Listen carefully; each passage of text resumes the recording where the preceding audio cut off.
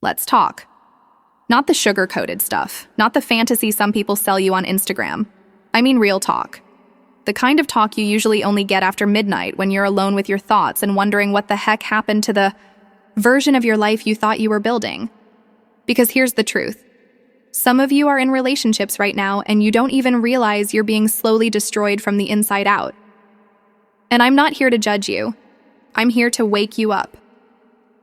So if your woman does these things, we're going to talk about them. You may need to do the hardest thing you've ever done. Walk away. I get it. Love is powerful. It blinds you. It hooks you. It makes you see red. Flags as carnival decorations. You tell yourself it's just a phase, just stress, just her being tired. You make excuses for behavior that's eating you alive. And why? Because you remember the good moments. You remember how she used to look at you like you were the only man on earth. You remember the first time she grabbed your hand like it was her anchor. But now she pulls away. Now her words feel like knives disguised as sarcasm. Now she makes you feel like you're not enough. And you're stuck wondering if you've changed, or if maybe, just maybe, she was never who you thought she was. I'm not here to bash women. That's not what this is. I love women. I respect women. But I also believe that anyone, man or woman, who crosses certain emotional lines doesn't belong in your life. And sometimes the most toxic thing you can do is stay silent in the name of loyalty. So let me ask you something. When did you stop feeling safe to be yourself? When did you stop speaking your truth because you were scared of how she'd react? When did it become normal for you to feel like the villain for having needs? If you're listening right now and your gut is tightening, that's not a coincidence. That's your inner self trying to get your attention. Because deep down, we all know when something isn't right. We just ignore it because the alternative, leaving, feels terrifying. Maybe she raises her voice more than she raises your spirit.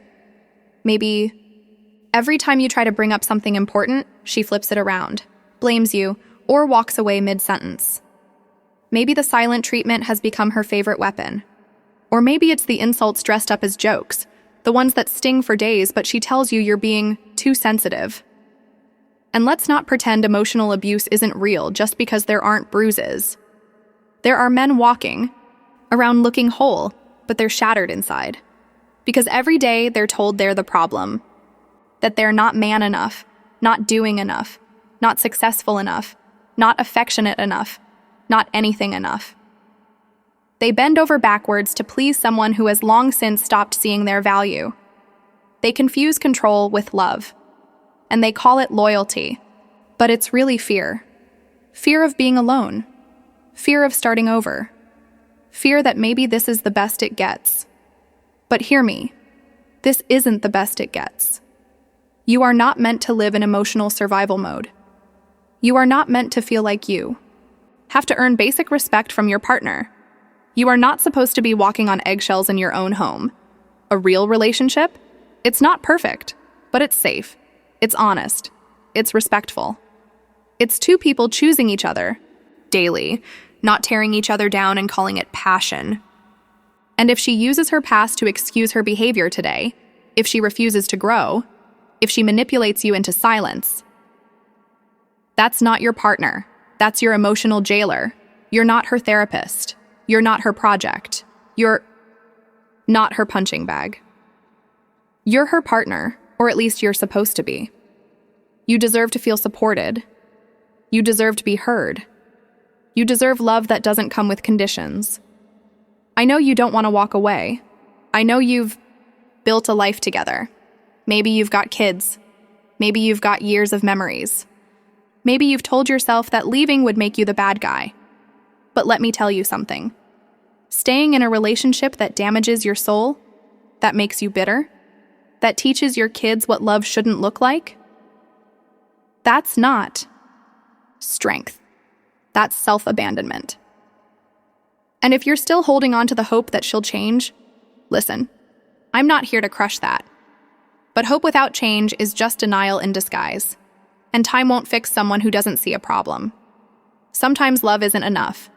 Sometimes the bravest thing you'll ever do is choose yourself. To say, "This isn't love anymore. This is pain dressed as routine." Leaving doesn't mean you hate her. It means you love yourself enough to stop dying in a relationship that stopped growing years ago. You owe it to the man you were before you lost yourself in this. You owe it to the man you could become on the other side of this pain.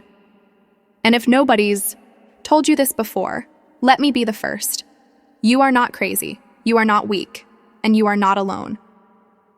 There are men out there who've walked this same road. They've faced the guilt, the fear, the heartbreak, and they made it through. They rebuilt. They healed. They loved again, and this time, it was healthy. You're allowed to want peace. You're allowed to want joy. You're allowed to leave. So if she mocks your emotions, if she disrespects your boundaries, if she turns every argument into a war zone where you're the only one bleeding, you don't need one more sign. You need a decision. It won't be easy, but it will be worth it. So ask yourself, right now, with brutal honesty, if you met her today as she is now, not the woman you fell for, but the person she's become, would you still choose her? If the answer is no, then maybe it's time you start choosing yourself. I'm not telling you what to do. I'm not here to judge, but I am here to remind you of your worth.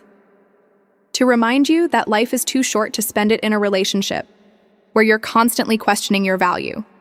Healing starts with honesty. Freedom starts with courage. And love, real love, starts with respect. Don't settle for less.